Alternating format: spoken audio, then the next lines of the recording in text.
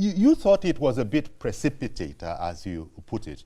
But when you look at what Tony has said, and the president had actually said before that no responsible president, no responsible administration is going to let this condition linger. Bearing in mind the security implications of things falling apart and the center not holding in Rivers State, can you fault the president's position here that, look, we've tried everything. People have intervened, I intervened, and in any case, all of this action is subject to the acquiescence of the National Assembly. But so what did you mean when you thought it was precipitate? Well, thank you so much. And first, I also want to keep appreciating for always allowing your guests to speak their mind and having the objectivity. So I'm very happy that Mr. Tony is actually all up for supporting what the president has done. So that gives me liberty to actually really play the devil's advocate today. Number one, I don't agree that the president has done everything he can to avert this. Mr. Wike, who is central to this, he works directly for him. Fubara doesn't have the clout to defy the president. So if the president really wanted a solution, he could have called both of them in the room and laid down the hammer. President Tinubu is that strong enough. He has enough willpower to bend both of them to his will. So one, I don't agree on that, number one. Number two, there was major crisis. I get it. But the crisis has been solved. Supreme Court had ruled.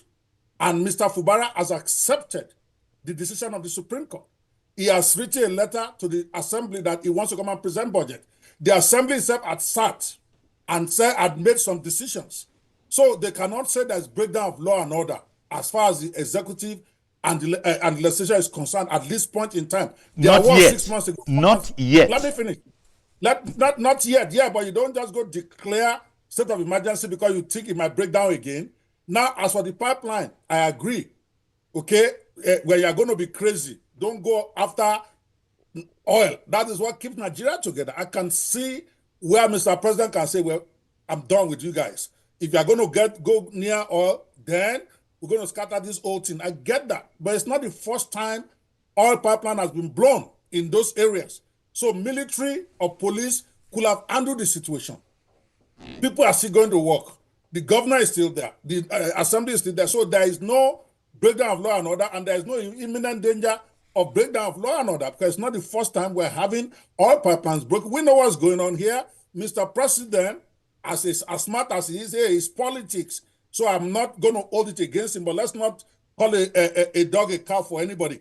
So the crisis in Rivers State, since they refuse to resolve it, they've opened the window for Mr. President to actually take over the state.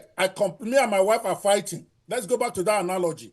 And you, as the big daddy of the family, you all of a sudden you come in, you take me out, and now you appoint a new husband to be sleeping with my wife and to take over my state. I blame Wike. I'm not blaming president because this is politics. But let's not conflate it. For me, the real issue that Nigeria should be discussing right now is that because we have a constitutional crisis. Nigerians have just not faced it yet. We have the constitution. Let me just finish this thought that says that the president can declare a state of emergency if in his own view. I mean, it's all there, section 305. Mr. President quoted it, and you can't say, hey, you can't quote that. That's the power. But when the Mr. President has declared state of emergency, what powers does he have? So what can he do? When police comes to my house, there's a procedure what they have to do when I'm fighting with my wife. They can't decide to then become the father of my children, to become the husband of my wife. So in Nigeria, we don't have what the president can do. Because people are discussing, can the president remove or suspend a governor? I have two things to say to that quickly. Number one, the president has not removed the governor. He has suspended him. For the 6 constitution, months. and there's a big difference there. Number two, the fact that the constitution did not say the president can suspend the governor. It also did not say the governor cannot suspend. It did not say the president cannot suspend the governor. So there's a lacuna in our law. I was going to ask. Let me come back to you, Okpe. Thank you very much.